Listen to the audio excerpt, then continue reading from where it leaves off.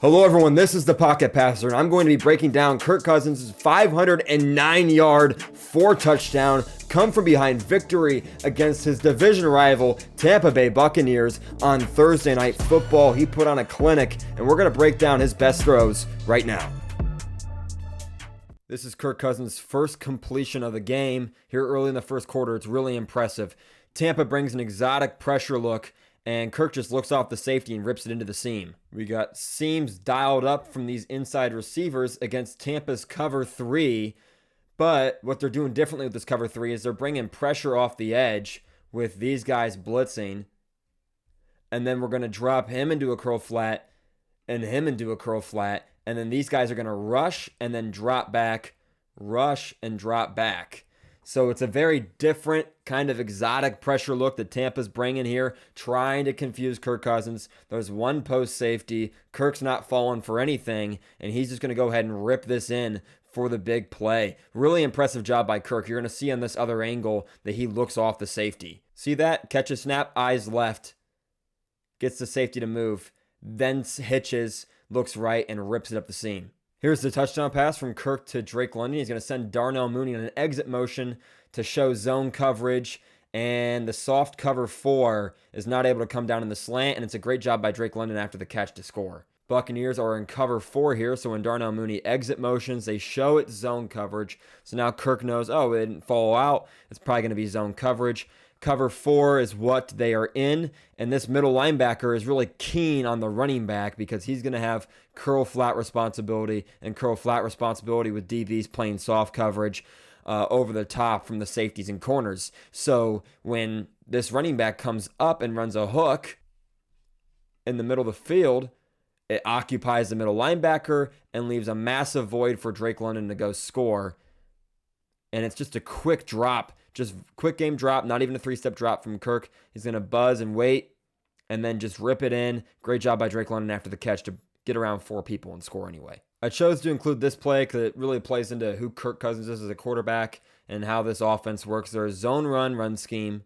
So when they go play action, they're going to show zone run. Offensive line steps hard left, showing outside zone. Now a half boot. What are we going to show now? Well, Darnell Mooney at the top of this route, what's he going to do? He's going to step in. He's going to get this DB to commit in. They're showing the half roll and the play action boot with the deep corner and the crosser. This is a Yankee concept is what they're showing, where we get the crosser this way from the boot. But what's Kirk Cousins going to do? He's going to stop. He's going to go into a half roll, and Mooney's going to snap to the sideline. It's a good wrinkle on a common route concept that's been run time and time again by any Kirk Cousins offense. This time they set up and rip it to the sideline for a nice chunk and a first down. Good, well-timed, well-placed ball. Big play. When you talk about the importance of having a good quarterback that can run the offense, a big piece of it is being able to use your eyes to manipulate defenders. Here, that's exactly what Cousins does. Tampa brings pressure out of a stunt package, and they drop the defensive end, and it leaves a guy open. So let's walk through this. They get the exit motion here. They bring pressure. They drop into cover 2 to the top of the screen. Cover 4 to the bottom of the screen. That's called cover 6. Quarters look. What does Kirk Cousins know pre-snap, though? Before he even sees the pressure, and Levante David's giving the pressure away. He leans forward. Cousins snaps the ball, so now he knows. But what does he also know? He knows there is one safety over his tight end, Kyle Pitts. He's running a skinny post, and he knows that the only defender underneath that can really defend this play is this linebacker. So what does Cousins do? He uses his eyes. He holds the linebacker in the middle of the field. Watch, he slides. Cousins hitches up, rips it into the hole because that defensive end dropping is not going to make a play. Let's watch from the back angle here. Look at Cousins' eyes. Snap. He's going to look dead center. And then when he hitches, he looks right and rips it into the seam. He just has to widen the middle linebacker just enough to create a crease to throw through, and that's exactly what he does. Wide open. Kirk Cousins' second touchdown pass is one of the luckier ones I have seen this season. No doubt about it. This is arguably his worst read of the game, excluding a 4th and 15 interception that we'll get to later. But the Falcons are running dagger here. So dagger, you're going to get a clear out route. You're going to get a flat control route. And then you're going to get the deep dig behind it. What does Cousins do here? He forces the clear out route. This is the route that you typically never really throw in Dagger. You're supposed to throw the dig. It's covered. Nothing's really open here. So Cousins forces it on 3rd and 13 instead of just taking the points to tie it. You can throw this away. You can take a check down, run forward, throw it away, take a sack, but don't force it into triple coverage. That's exactly what he does, and ends up paying off against this too high shell. I'm not sure how he managed to do this. Because they protect everyone on the right side of the line, the safety flows to the trip side. You get a backside safety coming in, a front side safety coming in, a middle linebacker dropping and taking it away. Everything is seemingly covered. Just take your check down to Ray McCloud underneath and go, hey, if he gets the first down, that's great. If not, we'll just take our 3. We'll tie it. No, Kirk, he's got big kahunas, and every now and then he makes a what the F are you doing throw. That's 100% what this was. Darnell Mooney bails him out. Great catch, great play, and good ball placement, just a bad decision. This is a really great throw. Kirk Cousins understanding leverage against cover 4. He rips it in up the seam, back shoulder complete. Let's break down why he's able to throw that. Why is this open? So they get the exterior motion. The Buccaneers are in cover 4. They're disguising a roll down, possibly pressure look with Whitehead, who's sitting staggered at a shorter distance from the line of scrimmage than the other safety at the bottom of the screen. But once they send motion, they roll back into cover 4. We're going to get vertical breaking routes on the top of the screen. Drake London's going to get here. Kyle Pitts going to get vertical as well. What do we know about vertical routes? Well, we can't throw them in front of a safety that is capping the route with over-the-top leverage. So we can't throw this ball in front. We can't throw it now.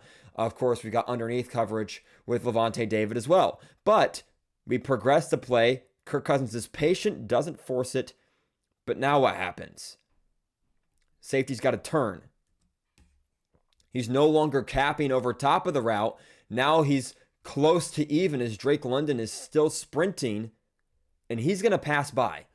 There's a rule that said that if he gets within 4 yards, if your receiver gets within 4 yards vertically of the defender and they have yet to turn their hips and match pace, they will get beaten over top. So he's going to turn, but he's going to turn late, and now he has to stack the route and stay over top. That means he can't get his head back to the quarterback. If you can't do that, you can't play the ball. So what's Kirk Cousins going to do? Put this ball high and away where only Drake London can get it, and it results in a big play. Back shoulder, Drake London makes the play. Whitehead unable to due to the patience from Kirk Cousins. 4th and 3, this is a big time play. They don't bring pressure. Cousins pumps the inside hitch, decides he doesn't like it, and ends up ripping it out to a wide open Darnell Mooney on the outbreaker. You're going to get a slant from Ray McCloud, an out from Darnell Mooney, and then it's just hitch, fade to the front side. Now, Cousins here, I think he's expecting pressure. He's expecting to be able to hold the linebacker inside here. Lavonte David's going to expand out towards this hitch. I think Cousins can throw this on rhythm if he just trusts it and rips it. He doesn't do that. He hesitates and ends up hitching. It's going to be tight. Lavonte David, you can see him explode towards the receiver and try to undercut it. Cousins has already flipped his hips and gone looking left. Now look at this route from Darnell Mooney. Playing soft coverage here. Jamel Dean has to stack this route and stay over top if it's vertical. So Darnell Mooney on this out route. Good job pressing vertical selling. Now he's on this right foot and he's going to plant off of it and snap to the sideline and get wide open. And despite the pressure, Cousins is able to rip this in. Really good throw on time. Wide open Mooney. First down, big time. 4th down at midfield. They convert and end up scoring on this drive. 3rd down and 8. Kirk Cousins shows great coverage recognition here. Rips it in on the double dig concept for a big play. Here, Tampa's going to play a combo coverage. They're going to play cover 4 to the top of the screen, but they're going to play man coverage to the bottom of the screen. Safety manned up on the running back, and Jamel Dean manned up one-on-one with the receiver on the bottom of the screen. Cousins is able to identify it. The play, Mooney motions out and then runs a sit route over the middle, and then you get a double dig concept behind it. Now, the threat to this safety is that this double dig could be breaking vertically. He's got to respect it. So he's going to bail. He's not going to be able to snap down on it, and that makes it be able to get open. So you're going to see Cousins here on time, drops back to pass, 1, 2, 3, identifies where the safeties are going. They got to play over the top over here. This safety rolls down. Oh, with Lavonte David turning out because he is trying to get vertical outbreaking leverage, hoping that the safety can break in on him.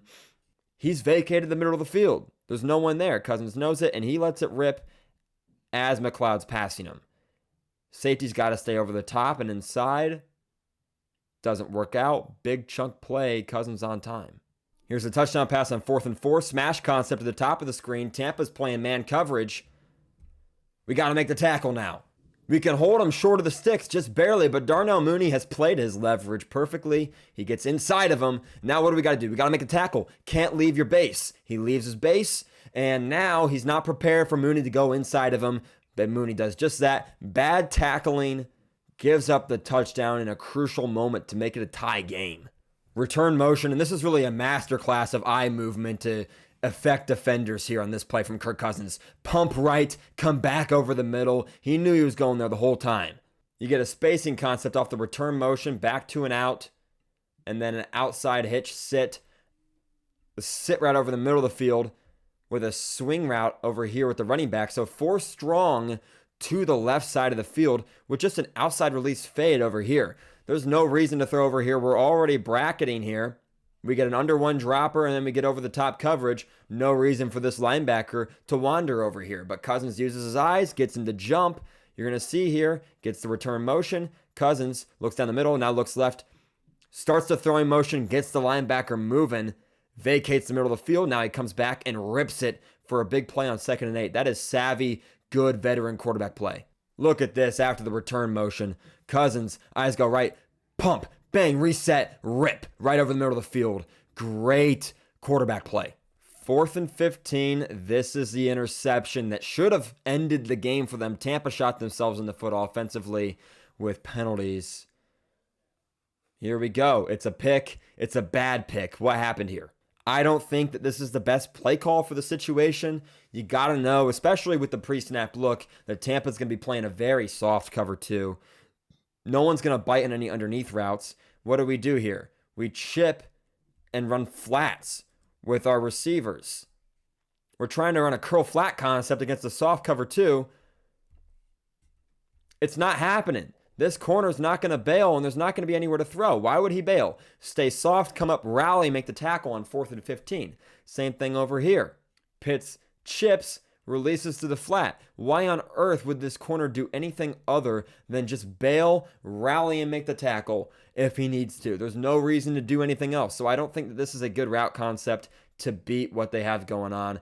I would have preferred something that overloads vertically like this, and then maybe an underneath breaker at about 14 yards and say, hey, go make a play. You got to put someone underneath in a position to make a play. You're not going to get over the top in this situation. And Cousins, it's 4th and 15, and pressure starts to come in on him. So he's got to just rip it and hope for the best, and obviously it gets picked. Tampa gives Kirko another chance. What's the rule on 2-minute drill? Get a positive play. It doesn't have to be a chunk play. Kyle Pitts does a great job making a guy miss and getting out of bounds. Positive first play of the drive. Now let's get a chunk on 2nd and 5. Get upfield, rip it into the zone beater. Watch Cousins' eyes here. He's going to look left, and then he's going to look kind of right, getting Lavonte David to hold into the seam, and now he's going to rip it dead center of the field, right on the right hash. Here's a big play on a curl flat concept. He's able to get it to Ray McLeod after taking a shot. Ray McLeod fumbles and they end up not getting the first. But what's perplexing to me about this play is watch 23. He gets so unbelievably wide. Cousins stands in there, makes the right read, rips it in, gets laid out. But what is Tyke Smith doing? There is no reason to get this wide ever against this play. Ever in this situation. There's 46 seconds left. They have no timeouts. I know you want to get downhill and make the tackle and prevent him from getting out of bounds. You're just not going to be able to do that. You can't give up a massive pocket in the seam and give up a ton of yards when all Atlanta needs is a field goal. Come up and make the tackle, force him out of bounds. And if we're able to sit in this window here, if you're Tampa and force this, you can rally. You don't even have to sit in the window. Sit close to the window and Kirk can't make the throw. And then come downhill and rally, and you can probably hold this to about a 5 or 6 yard gain. There's going to be about 40 seconds left on the clock at that point. Make them make a mistake. You can't widen as much as Tyke Smith widens here and just give up a big play in the middle of the field. They're very fortunate, very, very fortunate that Ray McCloud tries to make a play, get out of bounds, and he ends up fumbling the football, which keeps the clock rolling and loses them yards. After the Ray McCloud mistake, they have to spike it, so now it's 3rd and 1. What do we need? We just need positive yards. Quick out against soft coverage, and they get out of bounds. Ray McCloud drops a 1st and 10 ball over the middle of the field. Now 2nd and 10. Here we go. No timeouts. Got to get into field goal range. Got to get down. Got to spike it, and they manage to do it with 1 second left. After hitting the field goal, it's overtime. What's so important? Throw into pressure. Tampa brings heat to the boundary. So what are we going to do? Just throw this quick hitch. Drake London, stop what you're doing. Turn around, sit, quick throw, get a good chunk on 2nd and 9. 3rd down and 3, and they run the exact same play they ran earlier in the game when they completed the out route to Darnell Mooney on 4th and 3. Now 3rd and 3. Hitch, fade, slant, out against the same coverage. But what does Kirk do this time? He's not gonna hesitate. He knows this linebacker expands. He knows Lavonte David's got to get depth. He can't get beat over the top against a single high safety look. And what does he do? He rips it in on the hitch to Drake London, and they get the first. No hesitation, all confidence, rip it. That's learning from what was almost a mistake earlier in the game and just saying, hey, I'm going to stand in here against this zone coverage and just rip this thing into the hole. And I'm going to say, because of what they're doing, Lavonte David's not going to get there. I got to trust the throw. I got to trust my arm, and I got to trust Drake London to be sure-handed, avoid contact, and get a big play. Drake London got hurt on that last play. It's Kaderil Hodges' time to shine. Darnell Mooney, orbit return motion. Rip the hitch with the expanding linebacker underneath, and then let Kaderil Hodge do the rest. What is the purpose of this orbit motion? Well, defender follows him. What do we know? Man coverage. If the defender follows the receiver in motion, we've got man coverage. He then runs to the flat at the snap of the ball. What does that tell Kirk Cousins? Well, he's going to expand to the flat. So what can I do? I can throw fast inside on this hitch. The ball's got to come out quick. But if it does, it's going to be there. Get a positive play on 1st and 10, continue the drive. What does Kaderil Hodge do? Well, he catches the well-placed football, well-timed football here. It's got to come out quick. Motion, they bring pressure, bang. As soon as he clears, as soon as he has cleared, it's time to let it rip. Bang. Ball is placed on the outside shoulder, so the corner breaking inside, trying to get a pass break up here. What do we do here? We try to tackle high. Can't tackle high. Shoulders got to go low into the back, reach with the right hand, or play outside in, right shoulder on his back, left hand in to swat. He reads it wrong. Hodge, strong legs, gets inside, up the middle, and gone for the win. This is why we don't tackle high. Tackle high and say goodbye, because the offense is leaving you in the dust. And that's exactly what Kaderil Hodge does here. Kirk Cousins put on a masterclass of what it means to be a veteran, savvy quarterback in the National Football League. Getting the ball on time to open receivers, getting to his first read when it was there, when he had to hold on to the ball because coverage was good, getting to his second, third read, pumping to get linebackers to move, using his eyes to get safeties and linebackers to move. It was very impressive. Recognizing coverages quick, pre-snap, and adjusting to disguises post-snap. He did it all, except extend plays outside the pocket. Every single pass was completed from inside the pocket. But other than that, he did everything you ask an immobile veteran quarterback to do. He didn't make a lot of mistakes. He got bailed out on a touchdown pass deep down the middle to Darnell Mooney. That was 100% the wrong read. Darnell Mooney makes a great play to go up,